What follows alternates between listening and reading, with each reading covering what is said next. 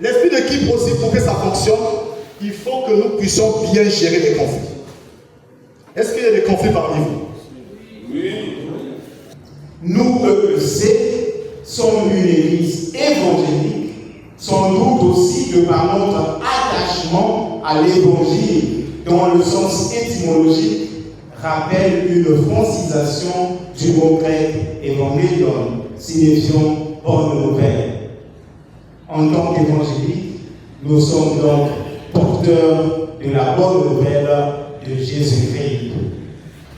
Depuis maintenant, il faut signifier qu'il existe deux types de leaders ou de responsables. Deux. Les leaders de vocation et les leaders de luxe. Leader de vocation, leader de luxe. Comment tu fais ça? Il est fier là, il est content. En tout cas, là, partout il passe, c'est le restaurant. Et les gens se battent pour être responsables de paroisse.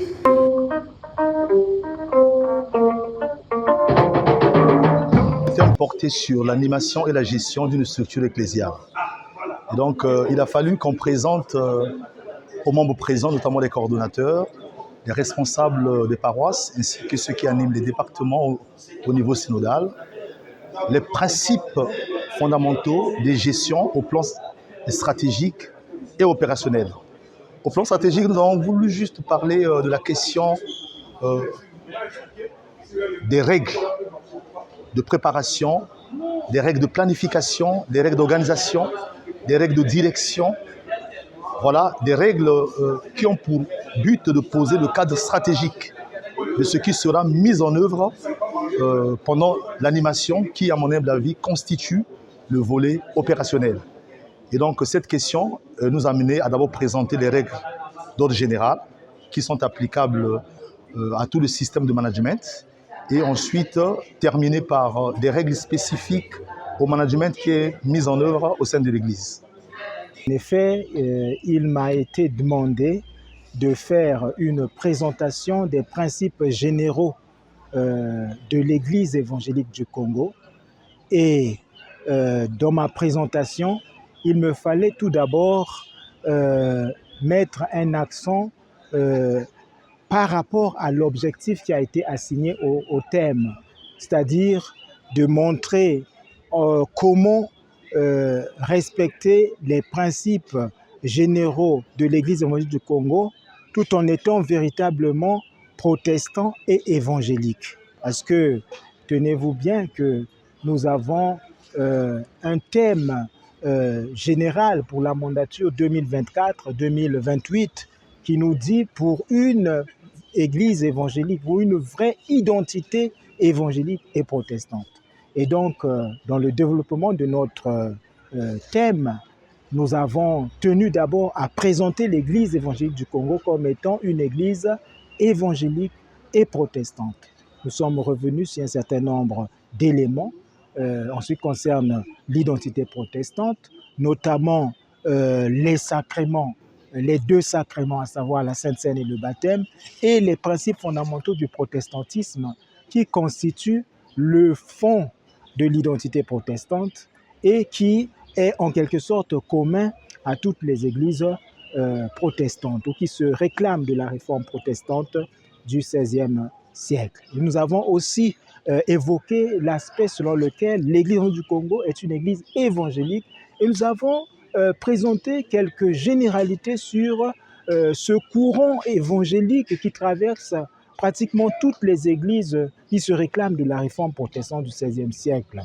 Et nous avons donné aussi quelques particularités concernant l'EEC qui se dit évangélique parce que déjà, de par la francisation du mot évangélion qui veut dire évangile. Donc nous sommes église évangélique parce que nous annonçons la bonne nouvelle de Jésus.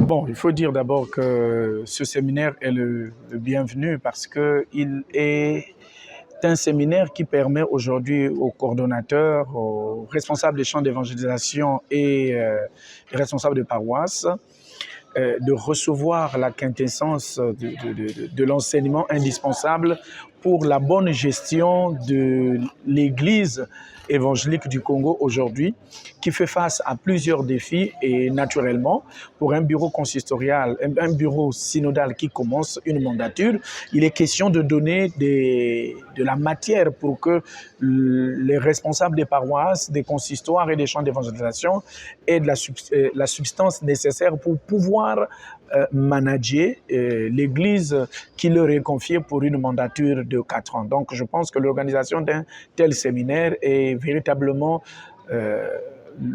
la bienvenue. Bon, il faut d'abord dire que l'Église est naturellement polysémique parce qu'elle est constituée de personnes venant de différents horizons et avec l'ouverture de l'Église vers des formations extra-Mantimu et Ngwedi, naturellement, il y aura plusieurs acceptions. C'est ça le problème.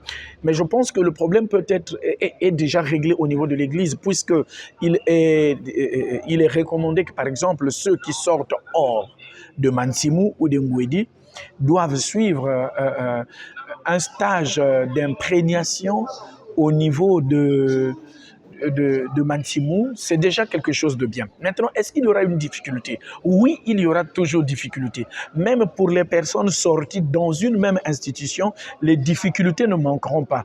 Mais en tant que coordonnateur, les difficultés sont là, mais nous sommes là. Naturellement, la formation, c'est pour nous donner les capacités intellectuelles, organisationnelles, et pourquoi pas spirituel, pour pouvoir gérer toutes ces différences afin de ramener l'Église à ce qui est subséquent selon la doctrine de l'Église évangélique du Congo. Je prendrai un exemple. Acclamer la parole à la fin du message, c'est une situation. Mais nous avons des moyens aujourd'hui qui peuvent nous permettre de fédérer entre le pentecôtisme, entre le fédéralisme, mais en tout cas, nous serons là, grâce à l'aide de Dieu et des enseignements que nous recevons. Nous allons véritablement rendre ministère selon la vision de l'Église, parce que c'est ça le plus important. Le plus important, c'est de soutenir la vision de l'Église évangélique du Congo qui a une mission et qui a une vision. C'est la vision de l'Église qui est à privilégier, nonobstant les quelques différences que nous pourrons avoir, par exemple, prier ensemble ou prière d'une même personne et les autres vont prier dans le cœur. Ce sont des réalités que nous avons déjà rencontrées, que nous rencontrerons toujours. Donc nous sommes appelés naturellement à fédérer les choses pour pouvoir amener à l'Église une vision qui est propre à l'Église évangélique du Congo. Merci.